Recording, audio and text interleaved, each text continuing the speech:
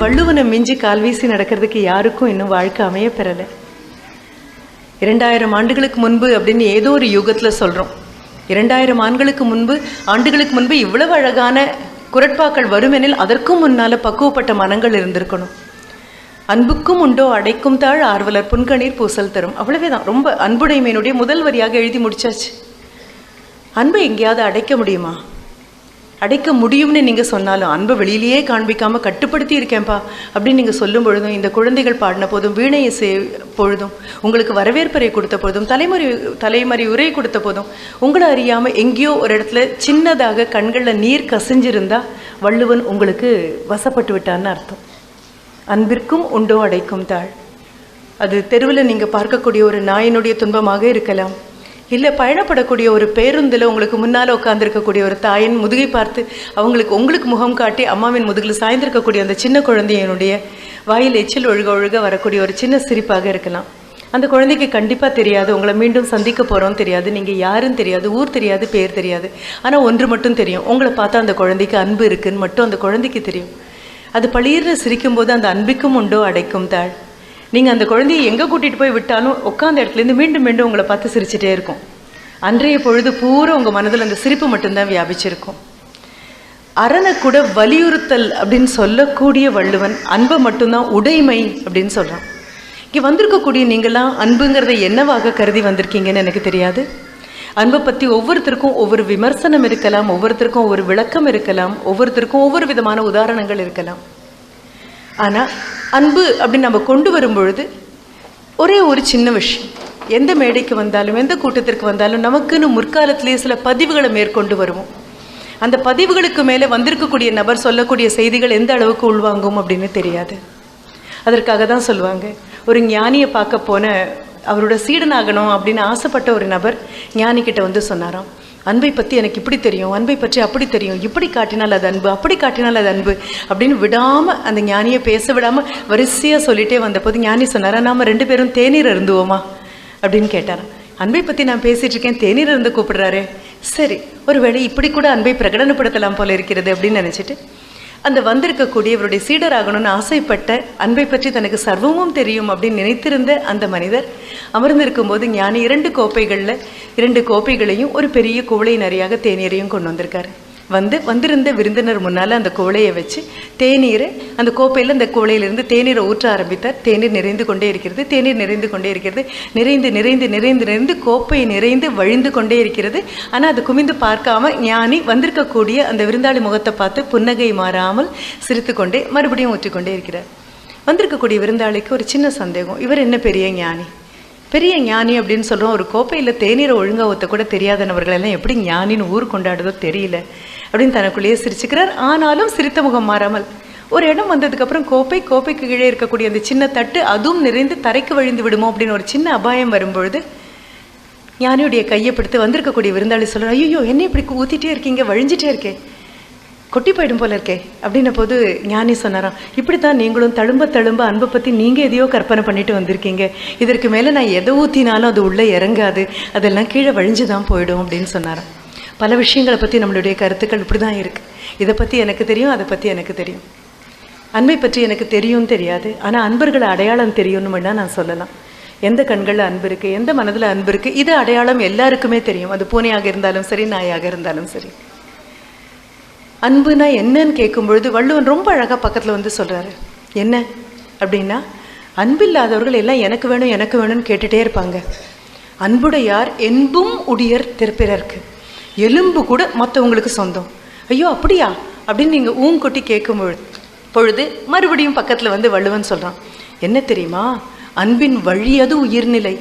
ஆண்டவன் உங்களை எல்லாம் உருவமாக்கி அதற்குள்ள அன்பு அப்படிங்கக்கூடிய ஒரு திரவத்தை ஊற்றும் போது அது நேராக போய் நின்னது உங்கள் உயிர்நிலையில். அன்பின் வழி அது உயிர்நிலை. அப்படி அது இல்லாதவங்க அகதிலார் என்பு தோல் போர்த்த உடம்பு, எலும்பும் தோலும் போத்தி இருக்கக்கூடிய உடம்புன்னு தான் அவங்களெல்லாம் சொல்லலாமே தவிர மனிதர்கள்ட்ட சொல்ல முடியுமா என்ன? இவ்வளவு சுலபமாக அன்பை உங்களுக்கு பதம் பிரித்து பக்குவம் காட்டி கொடுக்கக்கூடிய வள்ளுவன் மாதிரி யாரும் வாழ்ந்ததில்லை. அதனால தான் இந்த தேதிக்கு, இந்த நாளைக்கு, இந்த மாதிரி இருக்கக்கூடிய இவ்வளவு பெரிய ஜன சமூகத்திற்கு அன்புக்கும் உண்டோ அடைக்கும் தாழ் அப்படிங்கிறது மட்டும்தான். 2000 ஆண்டுகளாக அந்த ஒற்றை வார்த்தை மாறவே இல்லை. தாழ் என்பது தாழ்பாள். அன்பை அடைக்கக்கூடிய தாழ்பால் எங்கேயும் கிடையாது.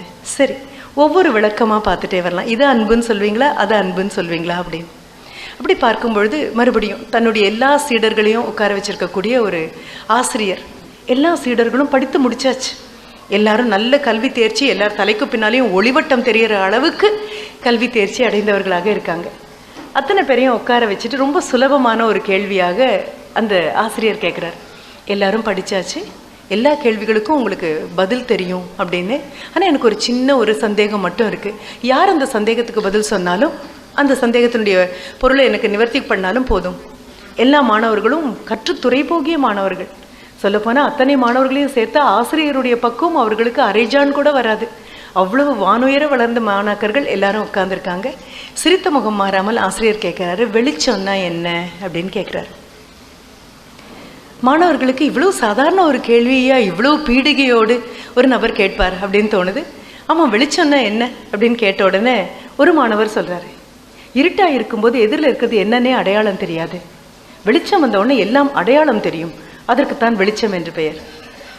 ஆசிரியர் ரொம்ப அழகான விளக்கம், ஆனால் எனக்கு இது பத்தாது அப்படின்னு சொல்லார். உடனே அடுத்த மாணவர் எழுந்திருச்சு, வெளியில் நிற்கக்கூடியது பலாமரமா வேப்ப மரமா மாமரமாங்கிற வித்தியாசம் கூட தெரியாது.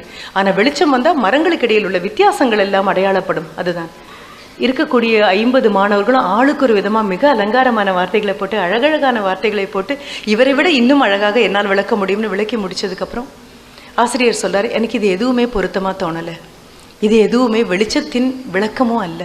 இப்போ திருப்பி கேட்குறாங்க, வெளிச்சம்னா நீங்கள் என்ன நினைக்கிறீங்க அப்படின்னு கேட்ட பொழுது ஆசிரியர் சொல்கிறது தான் இந்த அன்பிக்கும் உண்டோ அடைக்கும் தாழ். அண்ணல் காந்தியும் அதை மட்டுமே தான் திருப்பி திருப்பி சொன்னது. வெளிச்சம் அப்படின்னு சொன்னால் எதிரில் இருக்கக்கூடிய முன்பின் அறிமுகம் இல்லாத, முகம் தெரியாத, முகவரி தெரியாத, பெயர் தெரியாத, மதம் தெரியாத, ஜாதி தெரியாத, மொழி தெரியாத, எதுவுமே தெரியாத என்னுடைய சகஜீவனை பார்க்கும் பொழுது இது என் சகோதரன் அப்படின்னு உள்ளுக்குள்ள ஒரு வெளிச்சம் வெட்டுனா மட்டும்தான் அது வெளிச்சம். எப்பொழுது மனதிற்குள் அந்த வெளிச்சம் வெட்டவில்லையோ அப்போ எத்தனை கல்விமானாக இருந்தாலும் உங்களால் வெளிச்சம் பெற முடியாது. ஆசிரியர் சொன்ன அதே தான் அண்ணல் காந்தி மீண்டும் மீண்டும் சொன்னது. ஆசிரியர் சொன்ன அதே தான் வள்ளுவன் சொன்னது. நீங்கள் ஒவ்வொன்றாக எடுத்துட்டு வாங்க. சபுகோ சன்மதி தே பகவான் அப்படின்னு கேட்கும் பொழுதே எல்லோரும் இன்புற்றிருப்பதல்லால் வேறொன்றறியேன் பராபரமே அப்படின்னு சொன்ன வார்த்தையாகட்டும், அல்லது சர்வஜனோ சுகினோ பவந்து எல்லோரும் நன்றாக இருக்கட்டும் இறைவா அப்படின்னு சொன்னதாகட்டும், அத்தனையும் இந்த வெளிச்சத்துக்குள்ளே வந்து உட்காரக்கூடிய விஷயம். எதிரில் வரக்கூடிய நபர் ஆணா பெண்ணாங்கிற வித்தியாசம் தெரியாது, வயது போனவரா இல்லை இளைஞராங்கிற வித்தியாசம் தெரியாது, உறவினராங்கிற வித்தியாசம் தெரியாது. ஏன்னா அது சொல்வோம், அன்பு அப்படின்னு வரும்பொழுது அடையாளம் தெரியாத நபர்கள்கிட்ட கூட பெருக்கெடுத்து வரக்கூடியது. உங்களுக்கு தெரிந்த நபர்கள்கிட்ட வரக்கூடியதை நீங்கள் பாசம்னு சொல்லலாம், நேசம்னு சொல்லலாம், நட்புன்னு சொல்லலாம், கனிவுன்னு சொல்லலாம். அதற்கு என்ன வேணாலும் பெயர் கொடுக்கலாம். இன்னொரு சகஜீவியை பார்க்கும் பொழுது என்னால் கட்டுக்கடங்காமல் என் மனதில் பொங்கி வரக்கூடிய ஒரு விஷயத்தை அன்பு அப்படின்னா அதுதான் அகவெளிச்சம். இந்த அகவெளிச்சத்திற்கு கல்வி தேவையில்லை, இந்த அகவெளிச்சத்திற்கு பட்டங்கள் தேவையில்லை, இந்த அகவெளிச்சத்திற்கு பெருமைகள் தேவையில்லை, இந்த அகவெளிச்சத்திற்கு சிறுமைகள் தேவையில்லை, இந்த அகவெளிச்சத்திற்கு கைதட்டல்கள் தேவையில்லை, இந்த அகவெளிச்சத்துக்கு புகார்கள் தேவையில்லை, புலம்பல்கள் தேவையில்லை, எதுவுமே கிடையாது. இந்த அகவெளிச்சம் உள்ள நபர்களை பார்த்தீங்கன்னா பெரும்பாலும் தனக்குத்தானே மென்மையாக சிரித்து கொண்டு பார்க்குற எல்லார்கிட்டையும் அவங்களுக்கு ஒரு சிரிப்பு இருக்கும். இந்த சிரிப்பு திரும்பி வருமானு கூட தெரியாமல் அந்த சிரிப்பு போயிட்டே இருக்கும். இதுக்கு கூட சொல்லுவாங்க, அந்த ஒரு ஆசிரியர் பின்னால் வந்த மாணவர்கள் எப்பொழுதுமே பார்ப்பார்களாம், எப்பொழுதும் ஒரு புன்சிரிப்போட, எப்பொழுதும் ஒரு சந்தோஷத்தோடு அந்த ஆசிரியர் போகிற மாதிரி தோணுமா. எதிரில் வரக்கூடிய அந்த ஆசிரியர் சாராத, அவரிடம் பாடம் படிக்கக்கூடிய வாய்ப்பு கிடைக்காத மற்ற மாணவர்களும் மற்ற ஆசிரியர்களும் பொறாமையின் மிகுதியால் கூட என்ன பண்ணுவாங்களா, இவரை கிண்டல் பண்ணுவாங்களாம், கேலி பண்ணுவாங்களாம், காதுபட கிண்டல் பண்ணுவாங்களாம், காதுபட கேலி பண்ணுவாங்களாம். போனதுக்கப்புறம் முதுகு பின்னால் இருக்கக்கூடிய கிண்டலையும் கேலியும் நம்ம பொருட்படுத்த வேண்டாம், முன்னாலேயே நின்று காதுபட கிண்டல் கேலி, இந்த கேலியும் கிண்டலும் போகும்பொழுது கூட மறக்காமல் சிரிச்சிட்டே வருவாராம். மாணவர்களுக்கு ரொம்ப வருத்தமாக இருக்கும், என்ன கொஞ்சம் கூட இவர் உணரவே மாட்டேங்கிறாரு, எதிரில் வரவங்க கேலி பண்ணுறாங்க, எதிரில் வரவங்க கிண்டல் பண்ணுறாங்க, கேவலமாக பேசுகிறாங்க, அது பின்னால் வந்து இருக்கக்கூடிய எங்களுக்கு எவ்வளோ பாதகமாக இருக்குது, எங்களுக்கு எவ்வளோ வருத்தமாக இருக்குது அப்படின்னு நினைக்கும் பொழுது ஒரு நாளைக்கு பொறுக்க முடியாமல் இதுவே பழக்கமாக போச்சு. கேலிக்கும் கிண்டலுக்கும் உங்களுக்கு எந்த விதமான உணர்வு மாற்றமும் இல்லை அப்படிங்கும்போது தலைமை மாணவன் ஒரு நாளைக்கு தனியாக அவர்கிட்ட கேட்குறாரு, என்ன இத்தனை கேலி பண்ணுறாங்க, இத்தனை கிண்டல் பண்ணுறாங்க, உங்களுக்கு கொஞ்சம் கூட தோணவே தோணாதா, அது மனதை காயப்படுத்தவே காயப்படுத்தாதா, எல்லாரை பார்த்தும் மறுபடியும் புன்னகையோடு சிரித்து சிரித்து மறுபடியும் அவங்கள வாழ்த்திட்டு போயிட்டே இருக்கீங்க, அந்த வாழ்த்துக்கு அவங்க தகுதியான்னு பார்க்க வேண்டாமா, பாத்திரம் மருந்தல்லவா பிச்சையிட வேண்டும் அப்படின்னு.